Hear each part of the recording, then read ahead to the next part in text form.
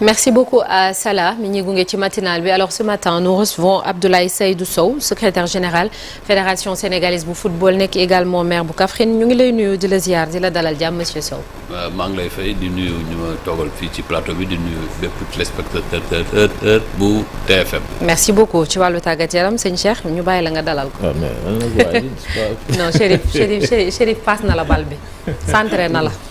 Madame, monsieur le ministre félicitations d'abord ci titre champion d'Afrique bi final bi ñëpp seetaan nañ ko gis nañ coow li si judd prolongation yi mu jur sur le plan juridique ba CAF jël ay daan teg ko ci kaw Sénégal bërki démb ngeen génne communiqué ni fédération sénégalaise de football du def appel loolu fan ngeen ko teg. Ginnaaw ba ma leen nuyuwaatee encore une fois di leen féliciter aussi parce que victoire bu sénégalais yëpp la parce que sénégalais fu mu mënta toll ci réew mi ku nekk indi na nga sa participation. Et aussi médias yi de manière générale pour une fois le Sénégal s'est uni derrière son équipe et loolu c'est important. Maintenant match bi am na ay beaucoup de péripéties avant match bi ba ci match bi après le match. am nañu contentieux bu nga xam ñaari contentieux la nit ñi nag parfois dañuy jaawale affaire bi benn bi CAF moo ko ubbi contre Pape Thiaw du Marocain ñoo ko attaqué. CAF moo ko ubbi contre Pape Thiaw contre Iliman Ndiaye ak contre Ismaïla Sarr ak contre nos supporters boobu procédure CAF moo ko ubbi beneen procédure mooy plainte bi nga xam ne Maroc def na ko ubbi ko contre Sénégal. invoqué article 82 84 bu.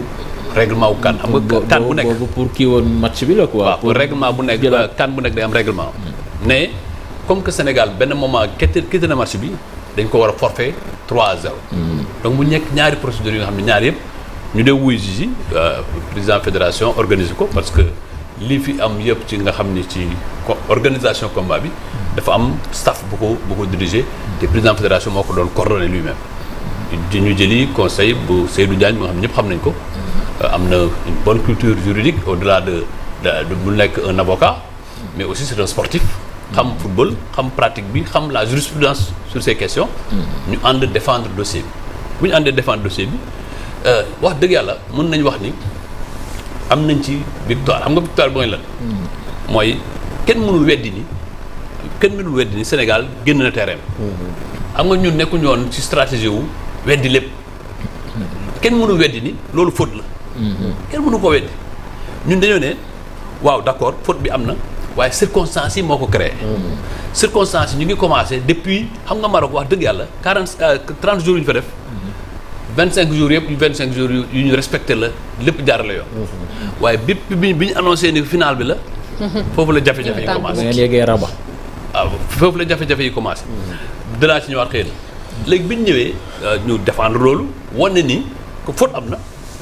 Iliman Ndiaye geste bi mu def du geste bi ñu war a def parce que quel que soit li nga te fi lu paradoxal mooy Iliman Ndiaye da doon atte xeex ba pare mu cokkaasaale arbitre bi waaye loolu tamit juridisciplinaire texte yi ñoo ko may même bu ko arbitre sanctionné wul bu gisee ay image mu mën cee jël ay daan Ismaïla boobu nag moo ma xaw a bett parce que boobu moom arbitre bi sanctionné ko ba pare jox na ko carton jaune ba pare ñëwaat ci loolu jàppoon nañ ni foofu du yoon parce que juridisciplinaire mënul modifier décision arbitre ci li nga xam ne nag mu ngi jëm ci suñ supporters yi wan nañ leen ni suñ supporters dañoo fayu waaye xam nga je parle sous le contrôle de Daouda nul n'a le droit de se faire justice ñun foofu la ñu tooñee même bu fekkee ñoom ñoo ñu provoqué parce que nga gis say joueurs ñu koy diri ci parce que dafa déw protéger benn serviette nga ñëw benn parce que gars yi yooxu nañ nga jël dër kurpeñ ko te amoon nañ photo yi amoon nañ vidéo yéen wane ko li ñu mënta wane yëpp wane ni ñun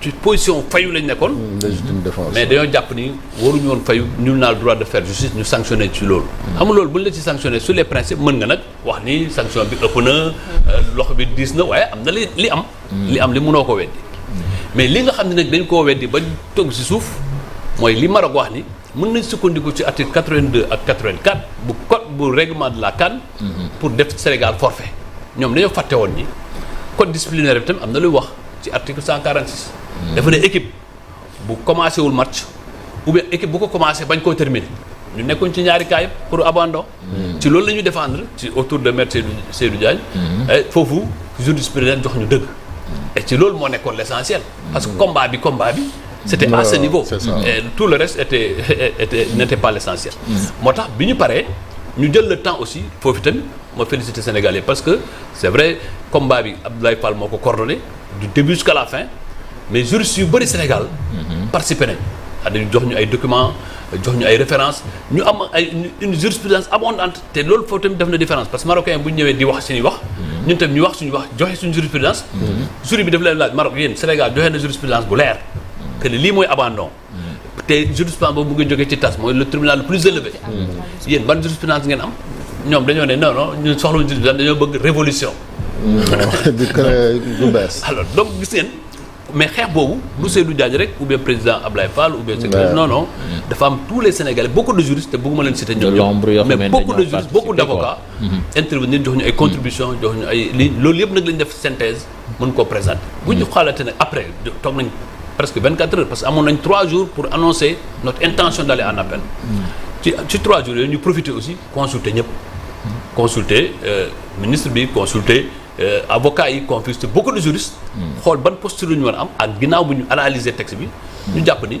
tey bu ñu nekk encore di focaliser sur des barrages judiciaires pour ñu wàññi amende et cetera alors que yaa ngi am coupe du monde bu nga xam ne taxaw na nañu dem concentrer aussi suñu coupe du monde bu fekkee ni nag Maroc dafa dem appel bu boobaa ñun dañuy delluwaat ci procédure mais ñoom defuñu appel ba tey amaguñ notification bi bu fekkee ñoom def nañ ko ñun dañuy delluwaat ci procédure bi ça veut ñun defuñu appel waaye dañuy finalement dañuy nekk di défendre lu nga xam ne loolu moo am loolu nag posture la bu nga xam ne jàpp nañ ni moom moo gën ci football Sénégal ensuite quel que soit li xew Maroc ak Sénégal dañu am ay relations séculaires historiques diplomatiques luy yàqu suñu diggante ak Maroc du warul jógee ci Sénégal te warul aussi ci fédération sénégalaise c'est ça mais loolu mooy suñu conception waaye nag ak lu ñu leen respecté ak fu ñu mënta jaar dafa war a ànd bu ñuy ànd dafa war a am respect dafa war a am considération et respect ak considération kenn du ko fooye c'est ça am na solo yaa ngi wax événement yi xewoon Rabat am na ci nag boo xamee ni dafa maanaam soxaloon ñu bari muy état joueurs yi nga xamee ni dañoo jàppoon ni dañoo am intoxication ñii ni dañ leen empoisonné tout ça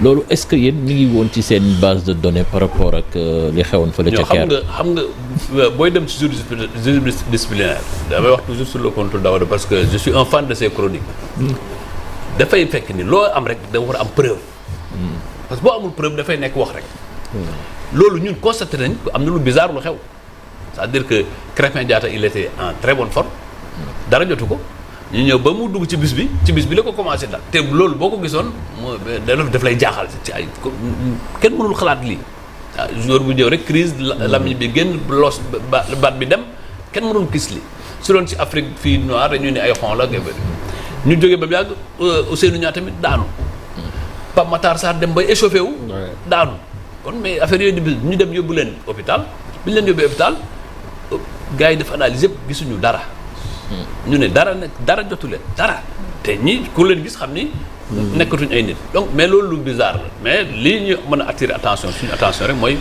beneen yoon war nañ gën a jël parce que mbir yi day am toujours leçon même boo gagné dina am leçon xam nga mbir yu mel ni Cheikh li nga bëgg a wax noonu bu fekkente ñu jël nañ ay jumtukaay yu néew jël deret bi prélevé nga xam ne après ñu def analyse ci yeneen laboratoire yu dul Maroc loolu xëy na danañ am ay preuves yu nga xam ne mën nañ ko jox jury kon ba tey jii on ne sait pas ce qui s'est passé. ba tey ni parce que ci seen laboratoire yi ci seen médecins yi dañoo ne dara jotu leen gisuñu dara ci lu nga xam ni am na lu leen jot mais yooyu yëpp l'un dans l'autre mooy lépp li xew ci final bi maa ngi koy wax Cheikh sànq ma ne ko ñun ñu ngi commencé préparer final bi depuis quart de finale bi ñu joué contre Mali bi ñu paree dañoo bind lettre ne leen dañoo bëgg xam yan hôtel lañ ñu fekkee ne final ñëw nañu Rabat yan hôtel lañ ñu jox la ñu war a jox tontu wuñu ñu joué le 14 contre Égypte ñu waxaat leen ko après le match tontu wuñu ñu xaar ba 22 heures jox ñu benn këyit nañu hôtel bii ngeen di entraîné terrain bii ngeen di entraîné hôtel bi mu nekk hôtel Rihab du ma defal publicité ngeen baal ma ak ñu ne terrain d'entraînement bi complexe Mohamed VI bu Rabat bu nga xam ne Maroc foofu mooy camp de base ñun fekk ñun ci ndigalu président de la fédération jëloon nañu jumtukaay man ak Cheikh Seck ak DAGE bu ministère des sports bokkum ñu jël suñuy matukaay jiitu loolu bi ñu demee xool hôtel bi méngoowul ak suñu standing. ñu ne d'accord ñu ne waaw Maroc jël Cameroun nangu woon na ko. Nigéria nangu woon na ko kon lu tax Sénégal di ko bañ mais ñu ne leen Cameroun ak Nigéria li ñu ko nangu moo tax ngeen dóor leen te ñun bëgguñ ngeen dóor ñu. alors ñu tergiversé que ñu tamit fekkee xam contrairement à li ñu wax seen communiqué. ne waaye jëloon nañ disposition pour notre hôtel c'est pas vrai ñun ñoo wëri hôtel ne leen fii parce que hôtel yëpp a fees c'était aussi organisé. ñun benn hôtel ba fa des hôtel boobu à 11h nañu nous avons 60 places yu ngeen mën nañ leen jël bi ñu jàppante ak ñoom hôtel bi téléphone ñu amatuñ place 30 places lañ am. bi jàppante bi tàngee ñu reculé waat nañu waa dox nañ leen hôtel boobu loolu moo fa am. bi ñu paree ñu stade terrain moom kenn mënu koo changer. et nañ dem visiter président Abdoulaye Fall nañu bu fa kenn visiter c'est sur le principe que nous allons refuser de nous entraîner à défaut on reste à Tanger loolu moo leen xaw a bougé loo. bi ñu bougé ñu ne oui d'accord dañuy naxante ak ñun ba le jour c'est-à-dire ñun ñu ngi war a entraîner à 17h à midi xamuñu woon ban terrain la ñuy entraîner mais nous l'avons dit on ne s'entraînera pas dans le camp de base c'est le principe c'est pas de dire oui mais dans le camp de base de l'équipe adverse c'est pas acceptable aucune compétition au monde loolu danañ ko nangu bi ñu ñëwee ba 12h xam ne ñun duñu pas changer ils nous ont donné le terrain annexe mais terrain annexe bi même terrain annexe bi fi nekk amuñu woon suñu confidentialité c'est-à-dire terrain annexe bi fu la neex nga taxaw moo tax Pape Thiaw foofu aussi a fait preuve de génie bu yaakaar ni foofu danañ fa def suñu stratégie yëpp gisuñu fa stratégie dañoo def entraînement classique defuñu sax tir au but dara defuñu ko fa parce que amoon nañ information aussi ci ni mu doon demee ci complexe Mohamed VI donc matukaay yooyu yëpp jafe-jafe yooyu nga gis ko mu àgg ba ci terrain ba lu la doon may nga xam ni wax nañ ci ay VIP mais chaque match c'est vrai 2 VIP officiels loolu moo nekkoon officiel mais en dehors de l'officiel am na lu CAF doon joxe te à partir de demi-finale dañu ne woon VIP mayetuñ ko mais dañ koy jënd ñu leen d'accord bi ñu ñëwee ba final bi ñu ne ñu carte yi jeex nañ depuis le premier match xam nga loolu du yenu maanaam ñu dem di waxtaan ak ñoom di waxtaan ak même suñuy ministre ak ñi nga xam ne ci gouvernement bi dañu jógee ñëw surtout taxawaayu président Abdoulaye Fall du ñu dugg ci stade bi mais li xewoon ci gaar bi parce que lépp lu nga xam ne lu dañ koo tëj finalement il a fallu que président fédération marocaine intervenir personnellement pour que ces questions soient réglées alors que man je n'ai jamais vu ça dans le monde mu ñëw ba final équipe bu nga xam ne yaa ngi war a jouer mënoo accéder à la tribune officielle mënoo accéder s'il y avait pas une bataille il y a eu une bataille après les gens ont reculé ñu am liñ ci am mais l'un dans l'autre lu mooy condition yu créé wu ba nga xam ne la tension était là c'est ça mais ci gaar bi Abdoulaye gars yi nee nañu foofu yéen fédération vous avez prêté le flanc parce que annoncé seen ñëw xam nga loolu tamit Cheikh dañu waxante dëgg équipe yi organisée adduna bi yëpp booy déplacé wu da ngay ne heure bi laay déplacé wu heure bi laay am toutes les équipes ñoo waroon jël seen i disposition sécurité mais équipe yooyu tamit nag avion la ñuy faral même bu dee gaar la jaaw xaaral ma expliqué Marocain ñoo war a assurer loolu secteur général ka wax nañu ko mais dara nekku ci dëgg parce que dans tous les pays du monde da ngay annoncé pour que les dispositions soient prises la presse aussi a droit à venir accueillir les impressions tout ça nous on l'a annoncé pour que les gens prennent leurs dispositions mais ce qui est grave c'est que d'abord am na ñuy wax ni oui fédération lu tax mu dem ay gaar mais ñoom ñoo ñu imposer loolu ñun nee nañ leen est-ce que mën nañ jël avion ou bien ñu jël sax suñu bus parce que c'est 2h30 2h30 mais ñoom ñoo ñu wax ni c'est une obligation que de prendre le train. ñu jël train bi. mais basé sur quoi obligation basée sur quoi. vous aviez le droit de refuser. non on peut pas parce que mënoo am ay stars yu mag yu mel ni ay Sadio Mané ak ñëpp. voilà xam nga moom bu nu muy organiser da lay wax ni fii ngay jaar loolu da nga koy jël après nag ñun ñu jël suñu matukaay ñu oo leen avant ñu leen sécurité ñu ne toutes les dispositions sécuritaires sont prises. À la gare on a trouvé 5 policiers amul benn cloisonnement bu ñu def ñun ak passagers normaux yi ñoo jaxasoo.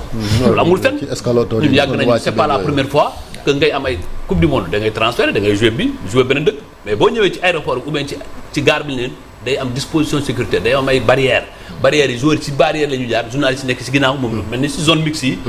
jël tàllal seen micro joueurs yi tontu avancé mais bu demee bay ay jaxasoo di am ay nit di la agressé. mais c'était pas acceptable. Au lieu de présenter des excuses au Sénégal ñuy wax ne way yéen a annoncé ça c'est ridicule.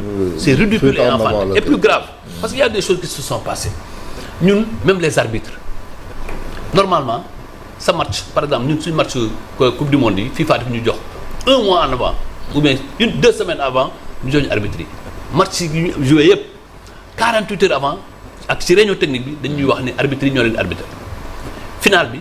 ñu laaj leen ko joxuñ ñu ko ñu ñëw réunion technique ñu ne ñu woy pour préserver les arbitres on ne donne pas ñu xaar ba 22h la veille du match. quelques heures pour notifier un trio et le trio c'est qui le trio c'est Ndala et arbitre ak trio congolais. Les deux arbitres tous n'ont jamais fait de Coupe d'Afrique. L'arbitre central n'a fait que 2 matchs. Le premier match Maroc-Comores ak le dernier match la finale. Mieux encore, nous on avait des contentieux. La RDC ñoo leen éliminé de la Coupe du Monde. Sur leur terrain et juste Cheikh, juste sur ce match-là. Il y a eu des Sénégalais qui ont été tabassés. Des tribunes, on a arrêté le match durant 10 minutes. Les gens ont été évacués. Durant 10 minutes, le match n'a pas eu lieu. Jusqu'à aujourd'hui, jusqu'à ce matin. Il y a la seule personne qui a été sanctionnée, c'est moi. Parce que j'ai dit au commissaire que nous sommes dans l'insécurité, on ne peut pas être dans la tribune. Et lui-même, il accède à cette demande. Mouneni Wade, vous avez raison. Il nous met sur le banc et après, il me sanctionne. Jusqu'à aujourd'hui fu ñu ko teg jusqu'à aujourd'hui. mais yéen su ngeen xamoon ne Ndala mooy su ngeen ko joxoon 48 heures avant da ngeen di récuser. mais ñun même ça def nañu récusation. ñun même délai court là. parce que on voulait prendre date. Le président a donné instruction que ñu def la récusation et sur des faits clairs parce que au-delà de ce qui s'est passé entre nous à la RDC et nous étions aussi dans la même poule mais l'arbitre nous avons un contentieux avec lui. Tout le monde se souvient Sénégal-Égypte Égypte-Sénégal. Pour l'éliminatoire de la Coupe du Monde, à l'aller. Lazeri, mais au mieux, le but que nous avons marqué, qui était valable, et qu'il avait refusé. Donc nous avons un contentieux très clair et nous avons énuméré tout ce qu'il nous a fait et nous avons déposé. Nous avons dit, dans tous les cas, même vous faites que nous ne pouvons pas changer, nous avons déposé. Et jusqu'à présent, nous n'avons pas reçu de réponse. Et plus grave, le président de la commission des arbitres, qui est congolais, vous savez ce qu'il a fait? Au moment où nous étions en contentieux, le dossier est dans le juridictionnel, il sort. Pour dire oui que la serviette ne fait pas partie de l'équipement du sport. Bouteille ndox ba jour bi di naan est-ce que c'est de l'équipement sportif? C'est pas respectueux. C'est pas respectueux mais ça dénote de leur ni ñu leen fale. Et loolu tamit c'est des combats sur la gouvernance du football africain. Mais c'est un combat de principe que seul le Sénégal ne peut pas porter seul. Il faut que ñun ñëpp africains ñu taxaw pour que ce change. C'est pas une remise en cause de qui que ce soit. Vous savez, moi j'ai entendu beaucoup de déclarations. Mais entre la FIFA et le Sénégal, il n'y a aucun problème. Entre la CAF et le Sénégal, il n'y a aucun problème. Mais le Sénégal garde sa liberté d'appréciation et de donner sa position. Le lendemain de la finale, président FIFA, Infantino, moo njëkk def déclaration di demander à ce qu'on sanctionne même le Sénégal. Bon man dégluwuma fu mu waxee dafa ne des sanctions doivent être prises. Mais dama jàpp ni quel que soit lu ñu mën a xalaat la FIFA n'avait aucun moyen d'action sur une finale de Coupe d'Afrique. Parce que c'est une compétition africaine. Ce sont les instances juridictionnelles africaines qui doivent d'abord trancher.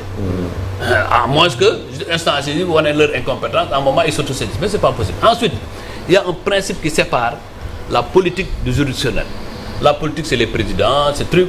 L'administration n'a rien à voir avec le juridictionnel. Pour moi, c'était une immixtion inacceptable sur des questions africaines, mais aussi mieux tenter d'influencer les choses. Mais bon, je comprends aussi que le Maroc est très important dans le dispositif. C'est ça. Alors, Ablaye, Pape Thiaw bi mu waxee jour yi nañu génn. Yéen ban comportement wala ban attitude ngeen adopté jamono jooju est-ce que vous étiez en phase avec lui ci moment boobu. xam nga comme beaucoup de Sénégalais. Moi je dois vous dire honnêtement si j'étais à la place de Pape Thiaw j'aurais fait la même chose parce que c'était quand même trop même si il faut aussi l'accepter que si ça perdurait bu ñu ñëwaatoon le Sénégal serait suspendu. Donc moyen la woon parce que nous n'avions plus aucun moyen. mooy alerter l'opinion mooy génn mais tout en ayant l'intention de revenir. Parce que c'est pas acceptable nga ne damay génn maintenant Pape Thiaw a assumé clairement sa responsabilité et n'a pas fui devant les choses mais encore que foofu tamit gars yi xam nga communication day fay lii mais Pape Thiaw on était en communication avec lui. On était nous président lui-même on était dans la tribune officielle mais bi incident yi commencé président lui-même est descendu avec moi. Pour que nous reprennent le match. Heureusement, déjà, Pape Thiaw était dans ses dispositions et les gens ont repris. Mais j'estime que le moment était tellement grave qu'il y avait, Pape Thiaw n'avait aucune autre alternative que de le faire. Ensuite, il y avait quand même de l'insécurité. Caméra, il faut le fixer. À un moment, personne n'était en sécurité.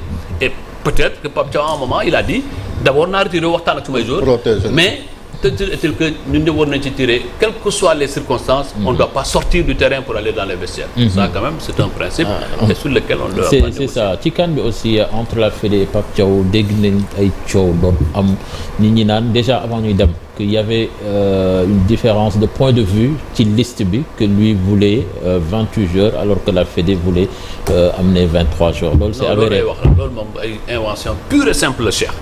d'abord CAF bu waxee 28 ñun 28 la ñuy def CAF bu ne li nag ban équipe mu nga xam ne CAF ne 23 la ou bien 28 yow nga ne da nga koy wàññi munoo ko. parce que règlement non c'est parce que les 28 sont pris en charge par la CAF. ça aussi c'est un faux problème. les 28 joueurs sont pris en charge par la CAF. donc ban. d'habitude gars yi dañoo wax 23 la CAF di jël. c'est pas vrai moi je parle en toute bonne foi. parce que am na ñoo nga xam ne Sénégalais aussi am na ñu bëggoon yàq. parce que yàlla def na ñëpp daje woon nag mais am na ñu bëri ñu bëggoon yàq waaye Pape Thiaw musul am problème ak président fédération Pape Thiaw musul am problème ak fédération sénégalaise de football loolu du nature Pape Thiaw d'abord. parce que Pape Thiaw il est pondéré il est ouvert à la discussion il y a eu benn once de malentendu entre Pape Thiaw et la fédération sénégalaise de football il y en a pas et ça vraiment je me demande où est-ce que les gens sont allés inventer ça parce que ni ñu waxante dëgg rek gis nga il faut que notre pays que ñu mën a def différence yi parce que combat bu amee électoral jeex na. am na ñoo xam ne ñu jaawale combat électoral jaawale politique bi jaawale lépp ci Sénégal. jaawale lépp Sénégal moom lépp dañuy bëgg moment bu nekk xeex bu nekk nga dugal ci beneen xeex. nañuy am tuuti dépassement. lii ñu bokk ñu bañ ko yàq te gis nga bi Sénégalais yëpp nekkee benn ak tension yëpp ñu nekkee benn. Maroc ku ko waxoon ni benn seconde dana perdre match bi devant son public devant plus de 60 000 ak toutes les dispositions qu'ils avaient prises. C'est ça. Mais c'est parce qu'il y a eu la volonté l'unité des Sénégalais, mais aussi la volonté d'Allah. C'est ça. Et il termine son contrat au mois de février normalement. Tey jii fan ngeen toll ci discussion yi on a entendu la ministre annoncer ni que il va être renouvelé ak revalorisé. loolu itam loolu prérogative fédération la. ma koy fàttali rek mooy entraîneur moom. fédération moo koy recruter Pape Thiaw am nañ ci moom satisfaction ci résultat satisfaction ci doxalin satisfaction ci lépp lu ñuy def parce que amul dara lu nga xam ni am na te waxtaanu amul donc comportement bu Pape Thiaw moom ni ko Sénégal saluer noonu la koy fédération du saluer donc naturellement Pape Thiaw dana am renouvellement mais loolu tamit président mu ngi ciy discuter ak moom bu ñu paree danañ jébbal loolu ministère pour mise en œuvre parce que loolu la tamit. c'est l'État qui paye c'est l'État qui paye. et loolu moo tax tamit ci liggéey lu ñuy liggéey mooy un jour arriver à autonomiser nos fédérations. war ngeen ko mën a chercher des moyens xaalis bi dugg na ak trophée ngeen gagné nag war ngeen a mën a fay entraîneur yi. xam nga xaalis yi loolu baax na. mais xaalis yi c'est conjoncturel li am solo. mooy créer xaalis boo xam c'est structurel. comme fédération tey ay mën ay fédération France ou bien ay Allemagne ou bien Angleterre ou bien même Algérie ou Maroc. tey soxlawuñu lii gars yi di joxe. parce que trouver nañ des moyens structurels yu nga xam ne dañ leen di accompagner loolu nag foofu mooy tendance bi te loolu tamit ministre bi am na lu mu ci wax fédération loolu nangul nañ ko li des nag mooy ku nekk nangul sa morom ci li nga nekk ñu boole nag suñu doole pour réew mi parce que réew mi nag c'est au-dessus de tout. salaire bi dafa néewoon trop de affaire salaire yi moom. du ñu boole dafa néewoon nag. salaire yi du ñu boole dafa bëri par rapport ak lan doon jox Aliou Cissé. non mais loolu tamit mën nañu ko comprendre. Pape Thiaw dafay doog a ñëw. foog nga prouver boo prouver ba pare nag ñun tamit Pape Thiaw am na lu mu indil lu bëri waaye am na lu ko Sénégal indil tamit. mais am na lu ko équipe nationale bi indil. loolu tamit bu ñëwee ba mu toll fii ñu revaloriser ko man gëm naa ni Pape Thiaw musul poser problème mu xaalis. c'est simplement un principe. musul poser problème mu xaalis si doxalinam ci réew mi moom il s'est toujours considéré comme un soldat au service de la nation. te mu ngi koy doxalee bu soldat nag boo demee ba guerre ba am.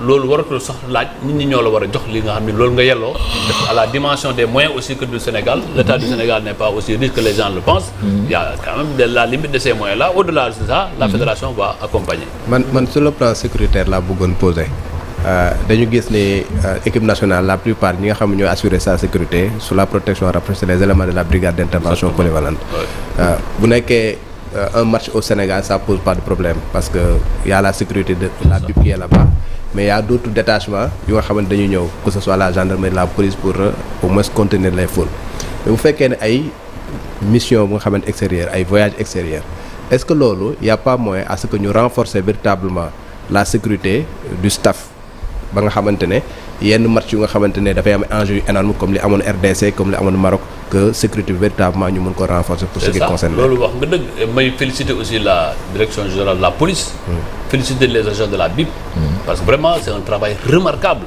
la ñuy def au cours de l'équipe nationale du Sénégal a peut-être cette particularité c'est vrai mais bitim réew xam nga loolu du ma la ci jàngal dara mooy aussi dafa am ay loi am na fu nga yem gis nga même les armes yu gars yi di yor ça subit un contrôle balaa am yenn réew sax duñ ko nam mais bu ñu ñëwee loolu li mën a xalaat mooy le nombre. te le nombre nañ ko leen de 4 dem ci compétition yu mag yi dem ba une dizaine nga xam ni loolu mën nañ koo xalaat. mais tout en sachant que la sécurité relève toujours du pays organisateur et de l'organisation de la structure organisatrice. Mais il est évident que suñu amul woon agent yi ñu am BIP ce serait encore plus grave parce que au-delà de l'équipe nationale nous avons des stars. Sadio Mané mënul àgg dans aucun pays au monde Sadio du ñëw amul sécurité amul parce que bu fekkee ni def nga ko yaa ko exposé te li xewoon Maroc lépp mënoon na ci xew ci gaar ba donc si on n'avait pas ces 4 agents de sécurité coordonnés par le commissaire Camara. C'est ça. Alors pour les fenêtres du mois de mars est-ce que des adversaires sont déjà définis ak aussi plan logistique et sportif bi ñuy xaar ci coupe du monde bi tout cela c'est déjà prêt. Oui loolu ba démb rek ñu ngi def ay réunions parce que même ci biir bi ñu nekkee Tanger on continue à faire nos réunions avec la FIFA parce que au-delà de ces questions il y a la question des tickets qu'il faut gérer en amont parce que sinon vous aurez tous les soucis du monde.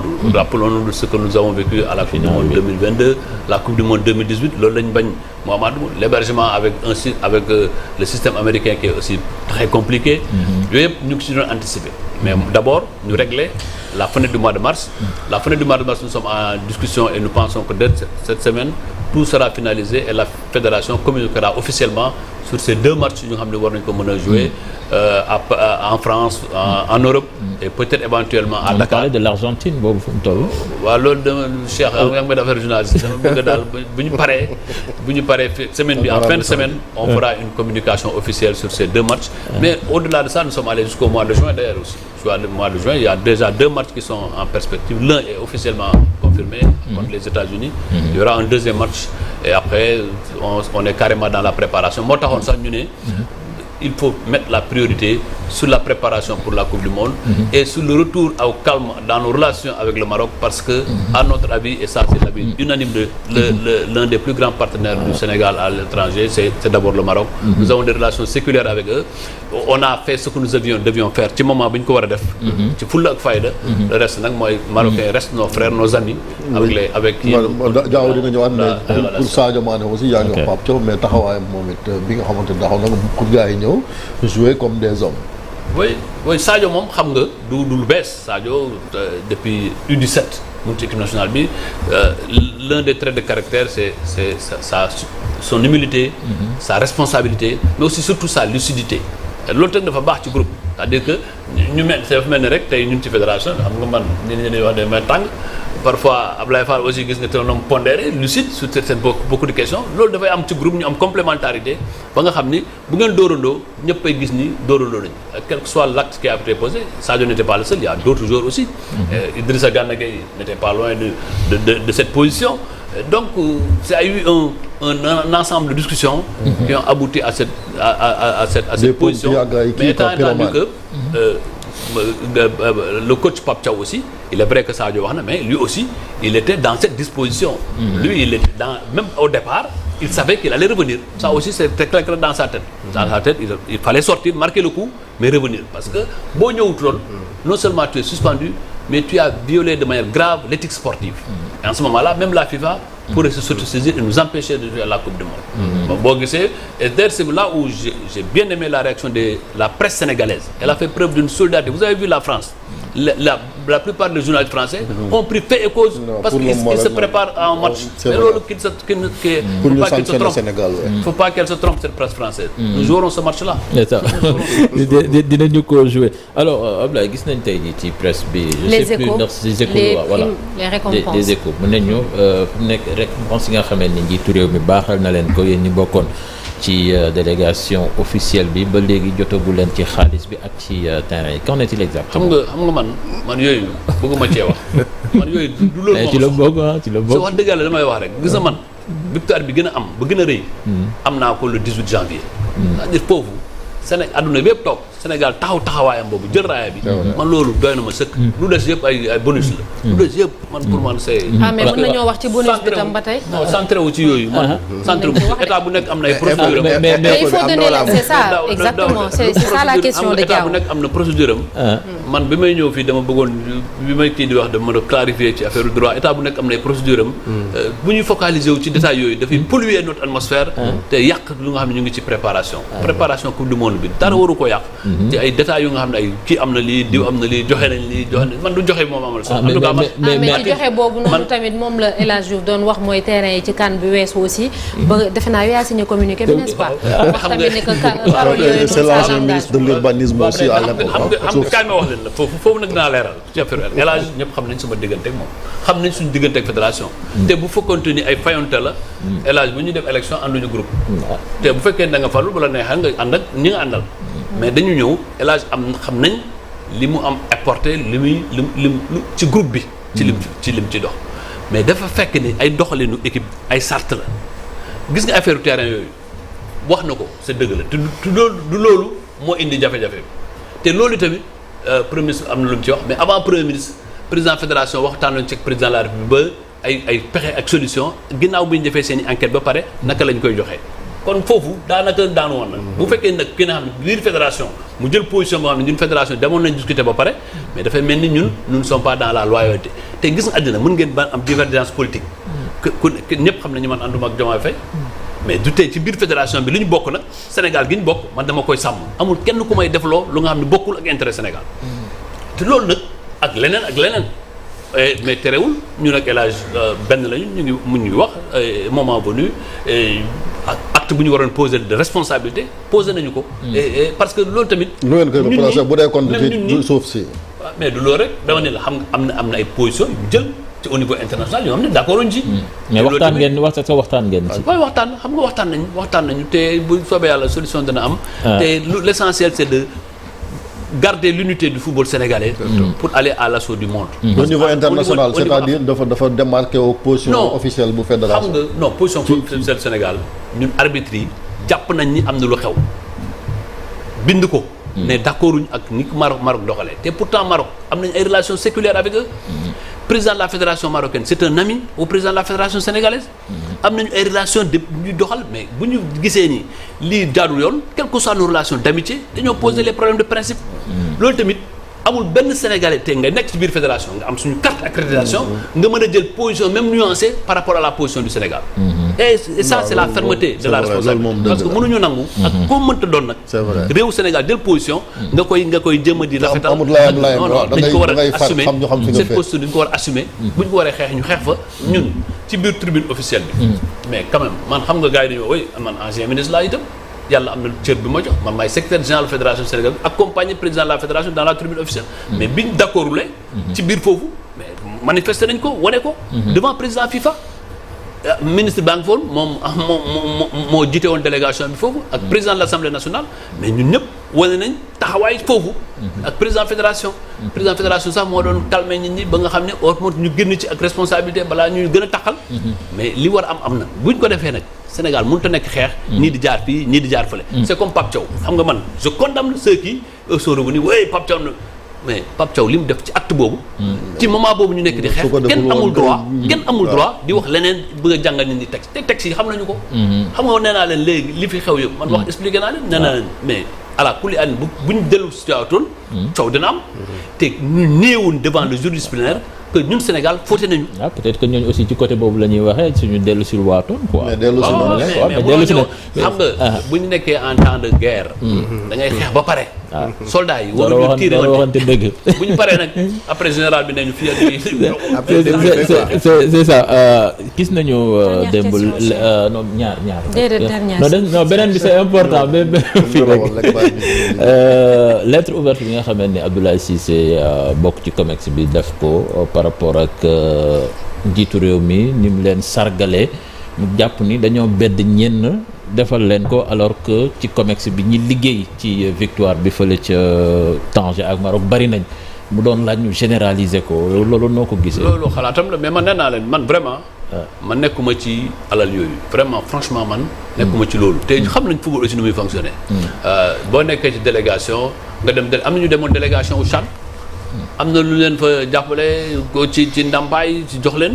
mais du ñëpp a ko am loolu c'est un principe. mais am na droit moom itamit en tant que sénégalais ne président de la République yaatal ko après sénégalais yëpp yaatal ko parce que aussi yaatal bi yéen ñi sax ci victoire bi ngeen bokk gëm naa lu mais man dama jàpp ni en tout cas man du ma focaliser wu ci li ma waxoon 2022 laa fi waxaat xam nga débat bi du léegi la commencé du tey 2022 li ma waxoon bi ma Adama Ndour cokkaase loolu laa tontuwaat fii man nekkuma ci football bi pour ut avantage te loolu mooy ngëm-ngëmu président Ablaye Fall bi ministre bi waxee du ma joxee ñi nekk foofu déggu leen ci benn coow te mënoon na am coow parce que du point de vue juridique mën nañ ko défendre mais dañoo ne tey waxtu wi du loolu nañ jëm ci nañu unité suñu unité ñu bàyyi les petits débats qu'on aille vers l'essentiel l'essentiel c'est de gagner et on a bien gagné malgré toutes les conditions malgré yu jafe-jafe yu nga xam ne am na fa mais kenn xamalul Sénégal dara ci lu ñaaw loolu nag principe boobu la ñu war a continuer bu ñu paree nag ñu ne président de la République ne lii def naa ko ndàmpaay xam nga mën nañu wax ministère tamit mën nañu bind ne waa ministère bi xam nga ministère bi am na lu ñu leen compal 300 et quelques est-ce que ministère bi c'est une première c'est une première da oui mais c'est une première et c'est une bonne chose mais gëm naa ni débat bi warul accentuer foofu débat bi dafa war a nekk ci naka la ñuy defee préparer Coupe d'Afrique am adduna yàlla bu mu ko yàlla soobee dana am Coupe du monde justement léegi beneen question bu am solo bi soxna naata mooy 17 supporters yi nga xamee ni ñu ngi leen téye fële ca Maroc ba léegi yéen fédération bi est-ce que yéen a ngi leen di taxaw assistance bi ci war est-ce que yéen a ngi koy def d'abord par l'État du Sénégal à travers le ministère des Affaires étrangères ma profiter de rendre hommage à l'ambassadrice qui est là-bas au ministre des Affaires étrangères am Seynabou Dial liggéey bu rafet bi mu ci def te état bi mu ngi leen di accompagner avec des avocats la fédération aussi a fait la même chose la fédération et l'État la main dans la main sont en train parce que c'est dans l'exercice de leur métier la leen dal donc forcément dañ ko continuer di ko suivre au jour le jour et je crois aussi que le Maroc prendra plus de hauteur sur la question xam ni c'est vrai il y a eu des incidents ñu am ci souplesse et am ci yërmande ba nga xam ni li ci war a jafe-jafe ci war a am mën a faju ma ci profiter aussi occasion bi pour jaale xale bu jigéen bi nga xam ni ñëwoon pour supporter Sénégal moom accident ci yoon bi yàlla moom ko ñu koy ñaan yàlla xaare ko àjjana profiter aussi ci occasion bi Kalbi Koulibaly je dis le bonheur ne vient jamais seul mais aussi même les malheurs Kalidou n'a pas pu jouer la finale malgré tout son engagement ñibbisi bàyyam bi nga xam ni moo ko jur génn àddina loolu tamit Sénégal def ci lu rafet état du Sénégal ministère déplacé wu fédération ci njiitalu président fédération déplacé wu dem jaale ko ba dëkkam bi nga xam ni ngànnoo fekkee enterrement bi di yee salaat suñu njaal ci moom ak ci waa Fuuta yëpp wax dëgg yàlla Kalidou aussi nekk bon exemple dans l'équipe du Sénégal bu ñu gisee tey lu bari Cheikh yow yàgg nga ànd ak ay équipe nationale xam nga ni équipe nationale bi lu jafe la te ba tey déggoo coow mais coow li day am ci biir mais ci biir parce que am nañ ay kilifa yu mel ni Sadio Mané yu mel ni Edouard Mendy yu mel ni Gana Gueye yu mel ni Ismaïla Sarr nekk ay cadre Kalidou Koulibaly di gérer affaire yi ba nga xam ni benn coow du nekk ci biir lu lépp dañ koy gérer ci biir kooku nag boo amee ci biir famille am ko nga xam ne dafa dellu c'est une lourde perte pour le Sénégal et pour le football sénégalais merci beaucoup merci Abdoulaye Seydou Sow secrétaire général fédération sénégalaise bu football dinañ tàggatoo léegi ñu dem xooli ji l'observateur ak record li ñu xëyee